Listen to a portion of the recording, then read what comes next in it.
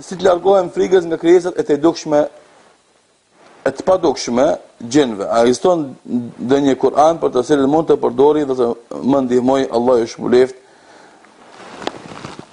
Nuk ke nevojë të frikohesh për gjinve, të krijesave të padukshme. Pse?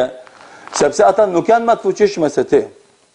Ti si njeri je i krijuar nga Allahu dhe që ti je sundimtar i qiellit dhe tokës dhe krijesave që kanë në qiell dhe në tokë. Qielli dhe toka janë krijuar për ty. Ti je më i mençuri, ti je më i fortë, ti je më i miri, ti je më i dobishëm. Kur? Atë kur do të punosh me udhëzimet e krijuesit tan, Allahu dhul xhelal.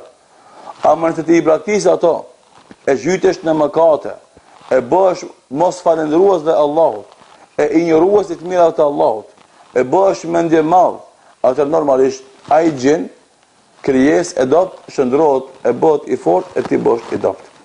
Dhe kush frigohet për gjinve? Zakonisht njeriu që ka mëkate, njeriu që është i dopt me besim, njeriu që i ka dobësu lidhet me krijuesin e vet Allahun dhul xhelal.